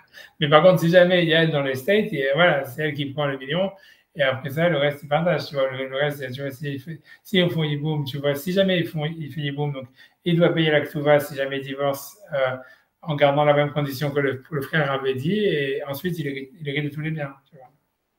Après ça, la question que toi tu demandes, c'est si jamais ils ont des enfants, comment ça se partage? Est-ce que, par exemple, imagine, ça veut dire, lui, il a des enfants avec une autre femme et des enfants avec celle-là. Est-ce que tu vois, ça veut dire comment ils partagent l'héritage à la mort, tu vois, du frère qui est du frère? Est-ce que tout ce qu'il y avait à l'autre frère, ça revient directement au frère au fils qui est né par la mère, ou aux enfants qui sont nés par la mère du MRX, ou bien est-ce qu'on partage tout, ou tu vois, on fait un truc commun et tout est partagé, je sais pas. Faudra regarder, c'est clair que c'est marqué dans la lacha, hein, c'est clair que c'est des gemarotes et tout ça, mais je me souviens plus, tu vois. C'est sûr, même dans la Mishnah, dans les Vamot, tu vas y arriver. Hein. Donc il dit, donc il dit qu'Onan, donc c'est un chidouche, pour lui, il veut dire que c'est pas que, tu vois, c'est-à-dire que lui, il veut dire c'est pas qu'il pensait pas que la descendance, elle n'allait pas être sur lui, mais ça veut dire en tout cas que ce serait pas entièrement à lui, il n'était pas prêt à partager avec son frère le mérite, tu vois, ça veut dire le mérite du, voilà, si tu vois, le mérite le mérite de la mitzvah, quoi, quelque chose comme ça. Alors, le mixet הזכות היה חושש, ça veut dire שהכי ויתור לקהל מixet זה חושש, גם כי אולי שעיקר הזכות לאח המת, aussi c'est possible que la majorité du mérite revient au frère qui est mort, et puis je suis au Keba la Karka, parce que c'est comme si lui le maître de la terre, puisque veut dire que la femme, ça serait comme la terre. Là, ça revient à ce qu'il avait dit Sylvain avec l'histoire de l'enterrement, parce qu'il dit Keba la Karka, donc c'est un retour dans la terre. Voilà, et il dit et le frère vivant, il est Kéharis, il est que comme un métayer. Donc, quand même dire que le métayer, à leur époque, il prenait qu'une minorité, les fruits, ça avait ou 30% ou 40%. En général, c'était le propriétaire qui recevait au moins 50-60%. Donc, c'est pour ça qu'il veut dire que la majorité du mérite, est-ce que sur celui qui est niftar, puisqu'on voit que même parmi les métayers, il y en a que eux qui doivent donner la semence. Donc, ça ne change rien, tu vois, puisque en fait, la terre, elle appartient au frère. Donc, ce qui veut dire que la majorité du mérite, est-ce que c'est toujours sur le frère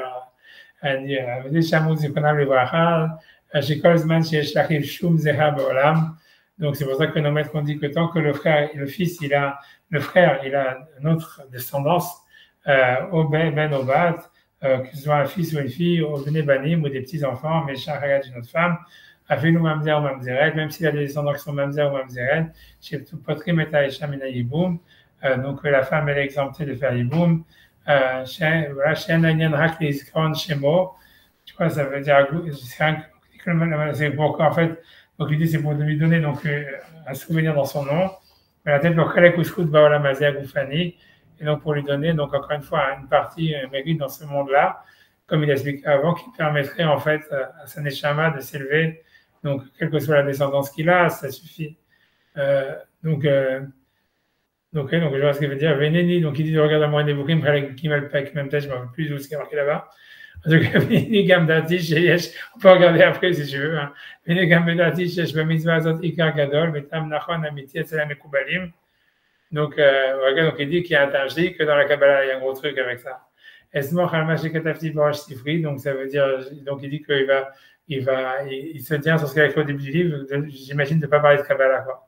Alors, Tisham, chez Natsati, les valeurs Soch, Hatzmi, Miktov, voilà, donc il dit que, donc c'est pour ça que lui dit, ça, selon ce qu'il dit, lui, ça, c'est l'explication, selon le pshat, quoi. Il dit, Tisham, Natsati, les valeurs Soch, Hatzmi, Miktov, Kol, Marchavti, Pshat, Tam, Mitzvah. Donc, ça veut dire de ne pas s'empêcher d'écrire le sens éternel de la mitzvah. L'horaire Ruach HaYeladim, pour réveiller les enfants, les Shol, Shelot, Bahem, qui demandent les enfants avec Gedoléem, ou Moréem, tu vois, ça veut dire, tu vois, ça veut dire que, tu vois, ça veut dire qu'ils puissent discuter. Au moins, grâce à ça, peut-être qu'ils arriveront à trouver le secret qui est caché derrière. Mitorah Esek Bahem, ou là, il galgal, Zéhout Aliyadi, les galotes, et Amitat Enyanem, que par en posant les questions, pour quelqu'un, grâce à lui, pourrait trouver la vérité de la chose, et que lui aussi leur mérite avec eux. Donc j'imagine après ça, il va décrire les halachot, tu vois. Tu vois, bref, tu vois, ça va commencer, tu vois. C'est après ça qu'il va, tu vois, dans le créneau, une fois le créneau qu'il explique la raison, tu vois, si tu donnes une raison de la pensée au début, tu vois, après ça, et dans le, tu vois, c'est que la halachot, quoi, après ça. C'est bon. C'est pas ma chaise qui s'est cassée, c'est parce que je suis assis sur deux chaises, l'une sur l'autre. Et en fait, à chaque fois, il y a un moment où... Parce que c'est vrai, non, c'est ça, c'est bon, je suis stable. Je ne peux pas descendre plus bas. J'étais étonné que ce n'était pas encore arrivé. Non, mais ouais, j'en sais rien, mais... Ouais, voilà, en tout cas, c'est ça, après ça, il va donner la faute de la maison. Mais je sais pas. Mais moi, je pense que ça doit être ça dans la Kabbalah. Je pense que ça doit être ça. Ça doit être vraiment l'histoire que nous aussi, on est en train de faire le yiboum, tu vois, d'une certaine manière. Barakadosh Baruch Hu, quoi. Je pense un truc comme ça. Je pense qu'on doit être le proxy d'une certaine manière d'Hachem de cette manière-là, tu vois. Comme, ça doit y avoir quelque chose dans ce goût-là. Tu vois, mais je pense que lui, au début, tu vois, il n'a pas du tout fait l'étymologie, mais j'ai l'impression que ça m'a l'air qu'il y a une histoire dans Yevam, comme dans Yavam, j'ai l'impression qu'il y a Met, parce qu'il dit Vimto, il avait ramené cette histoire de Met, et après ça, il dit Binyan, c'est possible que ça serait ça la racine. Puis on peut regarder le mot Nebuchim, mais à mon avis, en général, tu vois, le mot Nebuchim, sur ces misotes, tu vois, il n'est pas. Tu vois, on peut regarder, on va regarder, tu vois. Et si je ne m'en souviens pas, c'est parce que sûrement, je n'ai pas dû être très impressionné. Dans 2 secondes, et en fait, tu vois, ça veut dire. Et parce que tu vois, dans le Guimel, il dit un petit peu. On va voir, on va regarder. 2 secondes. 2 secondes.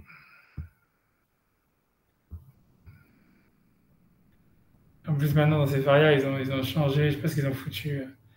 Ils ont enlevé le texte original. C'est vraiment une double. Attention, je vais le mettre, je vais te faire, mais ça veut dire, je ne sais pas ce qu'ils ont foutu. Et depuis, maintenant, une seconde, oui, j'aurais dû faire ça. Une seconde. Voilà, maintenant,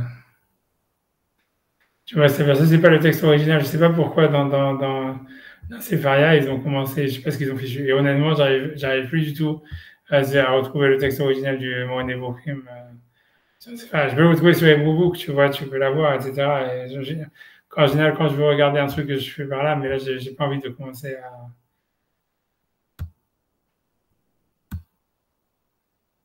Voilà, ici, tu vois, donc c'est ça, Shalaleta Mayiboum.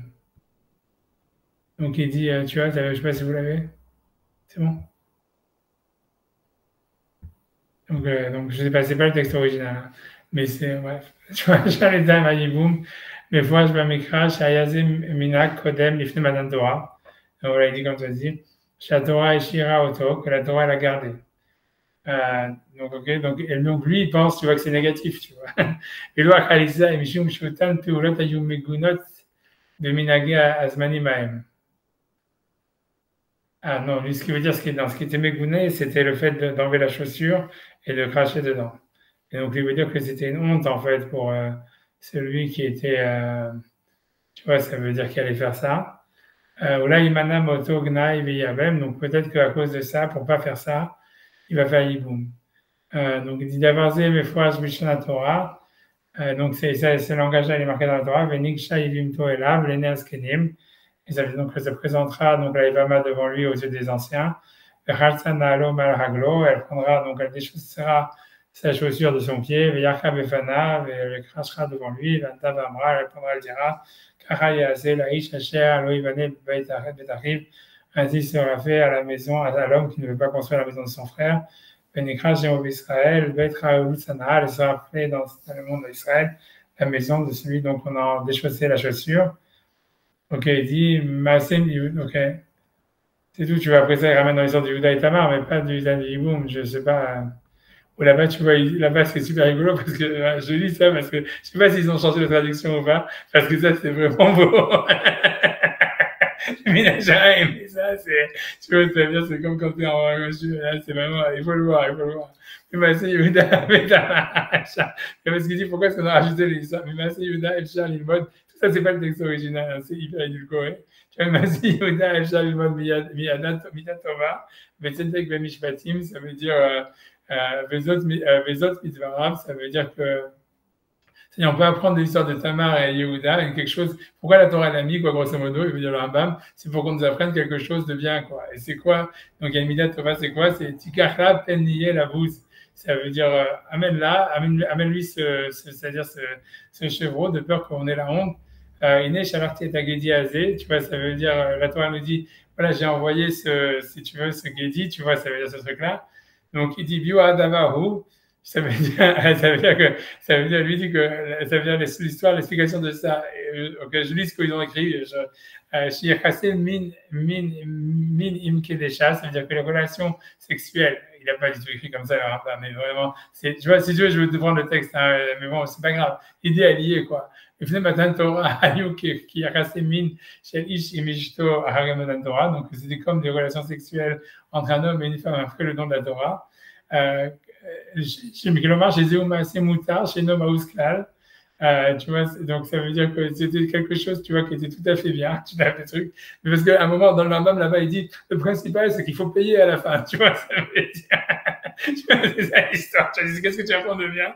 C'est que, tu vois, ça veut dire que, ok, quoi que tu fasses, quand tu dois payer, paye, tu vois, n'essaye pas de, tu vois, quel dommage, et eux, ils ont vachement édulcoré. C'est Minachem qui sont dit, je voulais pas, moi, tout ça, je voulais pas faire ça avec des élèves, tu vois, mais c'est-à-dire que là, chez eux, c'est moutard, chez Nomaous, donc c'est un truc permis qui a aucun problème, tu vois, ça veut dire. Mais Tachloum Asachara Mouskam et Kedesha, donc ça veut dire, c'est de l'argent qui est payé à la prostituée. Aya Ask et Tachloum Ketuvatisha, donc c'est comme quand tu payes la Ketuva à une femme. Ayom, Be'et Agivushin, au moment du divorce. Kavanati, Shaitatat Ahad Miskuyat Aisha, ça veut dire que mon intention, c'est-à-dire que c'était ça un des mérites de la femme, Shechova Alav le Shalem, qu'il doit le payer. Et ça veut dire là-bas, si tu veux, ça veut dire, c'est que là-bas, quand tu regardes dans la Bible, il dit en fait qu'en fait, si tu veux, donc l'argent, selon lui, que tu payes à une prostituée, c'est pas pour avoir des relations avec elle. C'est pour qu'après ça, elle te laisse tranquille. Tu comprends? C'est pour ça qu'il veut aussi la suicide sur ça. Tu vois, ça veut dire. C'est vraiment un passage d'une beauté. Et là, vraiment massacré, tu vois, ici, tu vois, et que tu te demandes vraiment qu'est-ce qu'il avait besoin de rentrer ça là-dedans, tu vois, j'en sais rien. C'est pour ça que je dis, Khalek Gimel du Rambam, je sais pas exactement, c'est très spécial. Donc, tu vois, donc c'est ce qu'il dit, il dit ça. Et ça n'a plus aucun rapport avec le Yiboum, tu vois. Je sais pas, c'est comme c'était juste après, je me suis dit, ok, on va pas quand même laisser passer ça. Il me s'agit du Yehuda Beni à la base. Donc, c'est pour ça que les paroles de Yehuda qui dit peut-être qu'on va être, on va avoir la honte. Et là, me dit, nous, ça nous apprend, chez Karpa il a nous, les Daber, alcool, ignané, il cassé Amin. Ça veut dire, ça nous apprend en fait que quoi qu'il arrive, ça veut dire qu'il ne faut pas parler de sexualité, tu vois. Afilou Aboutarim, mais même les choses qui sont permises. Yesh Lishtok, les Gabem ou l'Astira, mais il faut être le plus discret dessus. Afilou Yavo, à d'avoir les 7 mamon. Même si à cause de ça, on va perdre de l'argent. Moi, j'adore, ouais, Shazal Yehuda Bekar. Comme on voit que Yehuda, il a dit, Jamar, Moutab, Génafsid, c'est dommage, mieux vaut que nous, on perde de l'argent, vite, il se chez l'acra et qu'elle reçoive ce qu'on lui doit. Mais Hachem dit Varsem et Achipus, et que plutôt qu'après ça, l'histoire soit connue, venir les Herba, que ce sera la honte pour nous. Donc, Zéamida Tova, c'est la mida, la bonne mida. Ça veut dire, j'ai l'amené Parachazo qu'on apprend de cette mida-là. Et après ça, il dit aussi, voilà, qu'il faut payer, tu vois, ça veut dire, Vélo, Tzedek, Chano, les Médim, les Ménard, et la justice aussi qu'on apprend au Midvarab, que de ces paroles, que des Lénakot et Tasmo Mixelata, qui ne voulait pas voler la prostituée, chez Oulo Khazarbo, qui n'a pas changé d'avis après, Vélo, Ifrit Vimena, Amima chez Sikamita, il n'a pas voulu baisser le salaire de ce qu'il avait promis qu'il allait payer. Donc il dit, Nishalarti Agedi Azé, Vatal Omasatak, moi j'ai envoyé, tu ne l'as pas trouvé. Donc il dit, Eno Savek, Shoto Gedi, Ayatov de Yoter Bemino. Il n'y a aucun doute que c'était le meilleur qu'il a envoyé, ou la Khan Ramazelav, Azé, celui-là. Donc, j'étais au Tzedek chez Yashub et Yaakov, et c'est ça le Tzedek qu'ils ont reçu de Yaakov et Israël et Abraham. Chez l'eau, les Janot Dibour, ça veut dire de ne pas changer, c'est ce qu'on a dit. L'eau, la Haftara et de ne pas changer des promesses. Au Shalem et Achova, Bishlemut Atuma, mais il faut payer ses dûs jusqu'à la fin. Et chez Nevdel Ben Mamon à Zulat, Shatam et Kabel, Kemilmo Pikadon. Voilà, il n'y a aucune différence entre l'argent qu'on aurait reçu de quelqu'un d'autre comme un prêt. Et Ben Machata Hayab, les Zulat, Bézé au fin quelque chose qu'on s'est engagé à payer à qui que ce soit. Bessahar, que ce soit un salaire ou d'une autre manière. Shidin Ktubat Kol Isha, Kedin Skar Kol Sahir. Voilà, ça veut dire que donc le salaire qui est lié, qui la Ketouba d'une femme, donc ici c'est le salaire de la prostituée qui ressemble à la Ketouba d'une femme, puisque le principal c'est qu'elle teste qu'il a vrai, comme il a dit. Donc ça veut dire que ça enlève rien, c'est que si tu enlèves, tu ne payes pas un employé. L'event chez Marzik, chez Magia, l'Ishto, ou bien s'il ne paye pas quelque chose qu'il devrait payer à sa femme. Mais ils ont vraiment changé le langage. Je te promets que le texte original est beaucoup plus simple que ça. Donc,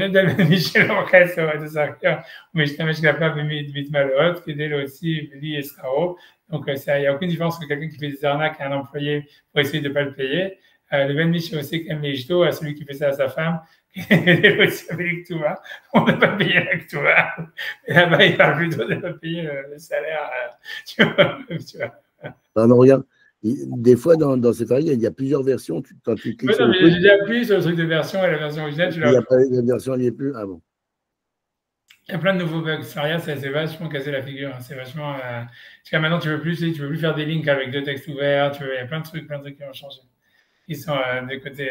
C'est pas grave. De toute façon, le texte, il est sur Yaboubou, quoi. Moi, non, je fais sur Yaboubou. Mais ça, bon, ça m'a fait rigoler parce que dans le texte avec Yaboubou, on voit bien que c'est les trucs, c'est surtout tu dois payer la prostituée. Tu vois, c'est ce qu'on apprend de cette paracha. Tu vois, on n'explique pas de se défiler. Tu vois. Et l'idée aussi de dire que tu fais ça pour qu'elle arrête de se casser les pieds, ça, c'est vraiment top. Tu vois. Ça veut dire. Mais en plus, au niveau de la halakha, ça répond à plein de questions. Il y en a plein qui utilisent ce passage du Moreh Nevurim pour plein de questions parce que, tu vois, justement, la question qui est de dire que normalement, parce que tu vois, c'est ce que je sais pas, dans le livre, ils m'ont pas, ça veut dire des trucs, mais c'est-à-dire que normalement, parce que le concept, tu vois, du Etnan Zona, ça veut dire de la paye qu'on fait à une prostituée, c'est un concept halakhique. C'est-à-dire, tu vois, que normalement, si tu veux, ça veut dire que tu peux pas l'utiliser ça pour acheter un korban ou des choses comme ça.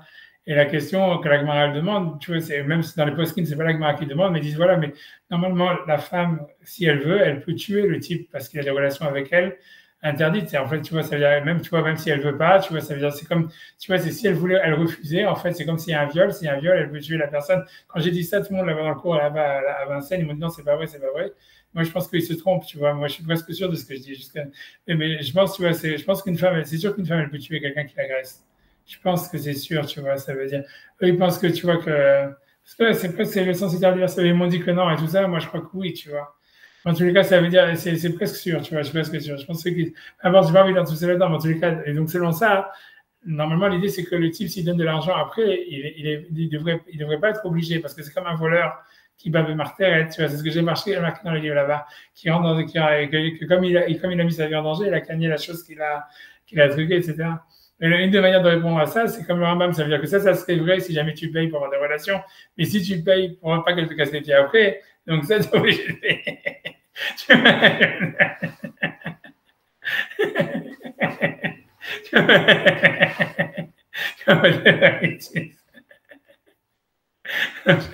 Mais ça, tu vois, un truc comme sur Hibou, tu vois, ça veut dire, il n'a pas dit, tu vois, il dit simplement que c'était avant le nom de la Torah, etc. Tu vois, il n'a pas dit grand-chose, tu vois, ça veut dire, je t'avais dit, ça a été très. Mais ce que je me dis, peut-être, tu vois, c'est possible aussi que si dans la Kabbalah, ce que tu peux réfléchir aussi, c'est que quand Hachem, la première chose qu'il dit à Moshe, c'est enlève tes chaussures, etc. C'est possible que c'était une question que j'étais en train de faire Yiboum, de faire Khalitsa avec Akadosh Baruch Hu, quoi. C'est comme si tu veux dire, en fait, c'est comme si Hachem, maintenant, c'est lui qui s'occupait du monde, et que maintenant, tu vois, il donne un pouvoir à Moshe d'avoir, tu vois, d'être un intervenant, etc. Et donc, c'est comme si Hachem, si tu veux, tu vois, ça veut dire refuser, tu vois, puisqu'on voit qu'en fait, si on dit que d'après tout ce qu'on a dit, l'histoire de Yiboum, c'est est-ce que Hachem, il intervient par un proxy ou est-ce qu'il intervient lui-même? Tu vois, que ça serait ça l'idée, tu vois, c'est comme si c'est comme si Adam, il avait fait Yiboum à Hachem, tu vois, en donnant des enfants, etc. Et donc, comme si maintenant, tu vois, c'est lui le proxy, comme si Hachem, il intervient à travers l'homme, mais on va dire, c'est comme, tu vois, c'est comme si c'est toujours au nom d'Hachem, quelque chose comme ça, parce que la manière naturelle, on va dire, du monde de se développer, et que c'est possible que quand Hachem, il dit, la première chose qu'il dit à Moshe, c'est fais Khalitsa, ça voulait dire, en fait, tu vois, ça veut dire, ok, maintenant, ça veut dire, c'est comme si je refuse, ou toi, tu refuses, en fait, d'être complètement passif par rapport à moi. Et ça veut dire, tu deviens quelque chose, tu deviens comme une sorte, tu vois, tu vois, ça veut dire, c'est comme, tu vois, je ne vais pas me marier avec ta femme, et ça veut dire, maintenant, tu vois, ça veut dire, maintenant on va faire descendre la Torah, on va faire des miracles, etc., il va y avoir le peuple d'Israël, c'est comme si l'homme, il prenait une part beaucoup plus active et beaucoup plus indépendante dans l'histoire qu'avant, quoi. Et ça serait ça le symbole de la Khalitsa qui a, au moment où Hachem, il parle à Moshe, dans la vision du buisson ardent, un truc comme ça. Tu vois, c'est parce que ça voudrait dire ça. Tu vois, c'est que la première fois que Moshe il intervient, c'est OK, je vais tuer l'Égyptien comme s'il voulait faire un coup d'État, comme s'il voulait intervenir d'une manière naturelle, tu vois, pour faire une révolution ou un truc comme ça, et ça marche pas. Et Hachem lui dit non, bon, et ça aurait été la manière sans Khalitsa, ça aurait été la manière, on va dire, normale, quoi, sans miracle, sans rien, où Hachem il intervient à travers l'homme, comme si l'homme c'est son proxy, et il libère les Juifs comme ça veut dire parce qu'il y a un leader qui arrive à les sauver. Et que l'idée, c'est de dire non, maintenant, tu vois, on fait Khalitsa, c'est comme si, tu vois, maintenant, il y a maintenant par la prière, par les miracles et tout ça, c'est l'homme, tu vois, c'est une autre, tu vois, comme s'il y a un divorce en réalité quelque part, tu vois, une sorte de choses comme ça, sur la manière d'intervenir dans le monde, quelque chose comme ça, tu vois, possible, tu vois. J'en sais rien, tu vois, j'en sais rien, et c'est aussi, tu vois, ce que tu peux faire même le lien, même si tu vas encore plus loin, tu veux dire comme ça, tu veux dire ce qui est marqué sur, comment ça s'appelle, sur Mordechai, Kachaya, c'est la Melech, Laïch, ça, j'avais fait le lien quand j'ai lu quand tu relis la paracha de Khalitsa. C'est vrai que ça tu vois Mordechai tout de suite parce que J'arrive pas à faire plus de liens que ça, mais. Parce que tu peux dire que tu peux dire justement, c'est le contraire de Moshe, ça veut dire, c'est-à-dire qu'à travers, ça veut dire que quand il y a la Khalitsa de Moshe, c'est Moshe qui fait Khalitsa, il y a les miracles qui arrivent, tout est dévoilé, etc., etc. C'est comme si Hachem divorce du monde pour intervenir, tu vois, de manière plus dévoilée, surnaturelle. Et avec Mordechai, non, c'est maintenant on rentre dans la Megillat Esther, où maintenant le peuple d'Israël, il va plus avoir de miracles. Si tu veux, l'histoire, elle va redevenir comme avec Adam, où maintenant c'est Kacha, il y a Melach Hafez Bikaro, ça veut dire Adam, c'est le proxy d'Hachem, et maintenant c'est intéressant, miracle, etc., etc., et ça va être tout sans, tu vois, de manière naturelle, quelque chose comme ça, tu vois, ça serait ça l'idée, tu vois. En fait, dans la Megillah, il n'y a pas de miracle et tout ça. Ça renferme la période biblique, quoi, en fait. Voilà, c'est ça, exactement, tu vois, ça serait ça, ça serait comme, voilà, on repasse dans l'histoire. Voilà, exactement. C'est comme s'il y avait une période où il a fallu passer par ça. Il fallait un moment où tu vois qu'il y a une Khalitsa, mais qu'en fait, à partir de la Megillat Esther, où on ferme le Tanakh, maintenant, c'est c'est comme si c'est le même langage de la Khalitsa, mais opposé, quoi, comme s'il y avait un nouveau Yiboum, un truc comme ça, tu vois. Donc, tu vois, c'est manière. En plus, que tu peux voir même que Koresh et tu vois Sirius qui a un enfant, en fait, tu vois, d'après le Midrash de Mordechai, que en fait, c'est Hachverosh qui croit que c'est le sien, des trucs comme ça, tu vois, on retrouve encore cette histoire-là de, tu vois, ça veut dire de Yiboum, tu vois, d'enfant par proxy, tu vois, comme ça, échanger, quoi. Forman, il n'avait pas complètement tort, il y a beaucoup de. Oui, non, voilà, c'est clair. Je sais pas quoi dire encore si tu veux regarder. Mais c'est bon, c'est bon. Razak, moi, ça me va, je pense que je vais le remettre sur elle avec ça, je pense que normalement. On va faire le chinour avec lui. Je vais faire le chinour avec lui, comme ça, on va réétudier ça. De toute façon, il faut qu'on reprenne à chaque fois parce que c'est important de bien revoir tout le contexte, parce que sinon, c'est vrai que c'est compliqué. Ouais. Okay. Ok, moi c'est moi là. Merci. Je vais essayer de préparer le cours sur la Gemara. Non, mais c'est passionnant. Ok, moi, je suis content parce que ça me garde un cours préparé, tu vois. Voilà, c'est ça. Tout le monde gagne. Juste pour dire, le fait de payer, quand on paye, ça veut dire, voilà, on coupe tout contact. Oui, c'est ce que Rambam m'a dit. C'est ce que Rambam, quand il voit l'histoire de. C'est tout. Freud aussi, il pensait la même chose. J'achète un kilo de tomates, je te paye, je ne dois plus rien. C'est pas un cadeau que tu m'as fait, je ne te dois rien à te rendre. Ok, d'accord, ok. C'est quand même étrange. Parce que si tu veux, dans le Kiddushin, tu vois, c'est-à-dire, c'est une manière, tu vois, c'est-à-dire, on aurait pu faire ressembler, c'est-à-dire, moi, si tu m'aurais demandé, si tu demandes quelqu'un, tu vois, qui va avoir des relations sexuelles avec une prostituée et qui la paye, est-ce que ça ressemble à Kiddushin? Et dit avant le don de la Torah, etc. Est-ce que ça serait un ancêtre de Kiddushin? Qu'a priori, Kiddushin, a priori, c'est vraiment c'est plus de la Torah, on va dire comme ça, que ça veut dire que le type, en fait, il paye pour avoir des relations avec la femme, etc. Ou bien ça ressemble à la Ketouva, que ça veut dire tu payes une femme, que c'est un truc vraiment d'ordre rabbinique qui a été installé très tardivement par les Chachamim, c'est pas dans la Torah.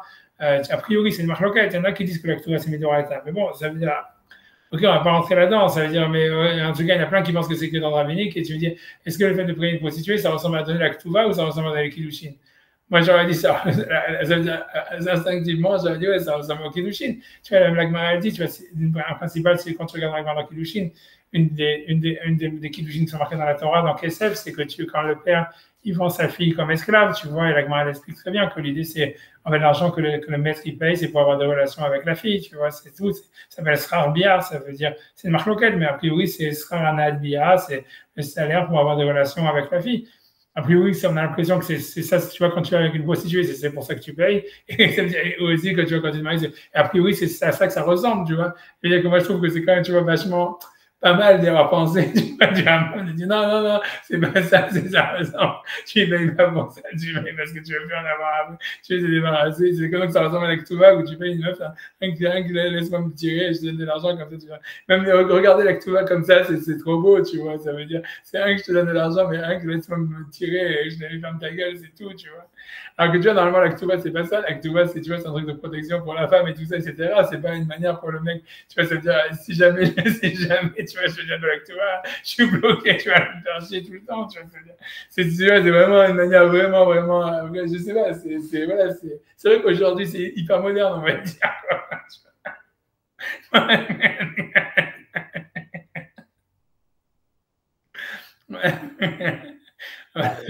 Je cela dit, c'est comme quand on est en compte. C'est vrai, quand on est. Si je vais au café et que je laisse une table ouverte, ça veut dire que je suis en compte, je suis toujours en lien avec le café. Quand j'ai payé, je coupe le lien. C'est sûr, c'est vrai qu'il a raison. C'est un peu une relation, c'est clair. Hein. On voit aussi que Kiddushin, par exemple, tu vois, ça marche avec SF, tu vois, ça veut dire que c'est ouvrir aussi une relation par l'argent, tu vois. Oui, mais tu es censé couper le rapport entre le père et la fille. Cet argent-là, il permet à couper un rapport entre le père et la fille, normalement, pour qu'elle change de. J'ai pas pensé à ça, quoi. C'est vraiment. Ok, tu peux, j'ai pas dit, tu vois. Je veux dire, toi, Rambam, lui pense quand même qu'il touche Kesef, c'est que l'ordre rabbinique, tu veux dire, c'est un gros truc. Maïmonide, lui pense comme ça. Alors, je pense que Maïmonide, il pense que la Ktuva, c'est Médoraïta. Je pense, hein. Je sais plus, je pense que oui. Ça veut dire, c'est l'opposé de tout le monde. Ça veut dire, lui pense que Kiddush Kesef, c'est Midivre. Il dit Midivre Sofrim, ça c'est sûr. Après, il y en a qui disent que c'est pas Midivre. Mais après ça, parce que je pense que nous, les Sfaradim, on écrit des Chazel Echi Midoraïta. C'est la grande différence entre Ektvot Sfarad et Ashkenaz. Ektvot Ashkenaz, il n'y a pas marqué des Chazel Echi Midoraïta, ou c'est une grande discussion, est-ce que l'Ektvot c'est Doraïta ou pas. Même si c'est de la Torah, c'est pas vraiment explicite, quoi. Mais non, je comprends. Je veux dire, j'ai pas. Mais la logique normale, ça veut dire, moi, en tous les cas, moi, je pense être hyper naïf et tout ça. Moi, ça veut dire, de manière, je veux dire, naïf et spontanée, tu te dis, ouais, ok, Kiddushin, c'est pas, tu vois, c'est pas pour couper, même, ok, même si c'est dans le, c'est vrai que, d'après tout le monde, tu vois, quand le père, il achète, c'est la base, en fait, de Kiddushin Kesef, ça serait de ça, du père qui vend sa fille. Mais bon, mais a priori, tu ne payes pas, tu vois, ce sera un adbia, la Gemara le dit même, tu vois, à plusieurs reprises. Mais c'est vrai que c'est discutable, je comprends. Toi, tu dis Archido, je te dis non, c'est tu payes pour pouvoir te débarrasser du père, quoi. Ok. C'est pas mal comme idée aussi, tu vois. Mais bon. Ok, why not, tu vois, je veux dire, ok, c'est pas mal ce que tu dis, c'est pas mal ce que je veux dire. Mais bon, mais ouais, je suis d'accord. Tu vois, pas midi comme toi, tu vois ce que je veux dire. Pour moi, ça me paraît quand même des choses, tu vois, c'est très moderne, on va dire. C'est vraiment très moderne comme manière de penser. Tu vois, pour nous, c'est évident, ok. Ah, il y a deux, non, c'est manière, mais je pense qu'il y a beaucoup de institutions du Yivoum, il doit y avoir un truc comme ça. Mais la racine du mot, on n'a pas vraiment cherché. Pardon? La racine du mot, c'est pas très clair en fait. On n'a pas cherché, on n'a pas vraiment trouvé. On va voir d'où ça vient. Ah ouais, c'est manière. En tous les cas, c'est manière. Merci beaucoup. Moi, j'ai bossé. Donc, ce soir, mais dans ta chaîne pour le cours sur la Gemara, mais dans ta chaîne, je vais essayer de préparer. Et voilà. Okay. Et on va essayer ce soir. À tout à l'heure. Merci. Au revoir. Merci.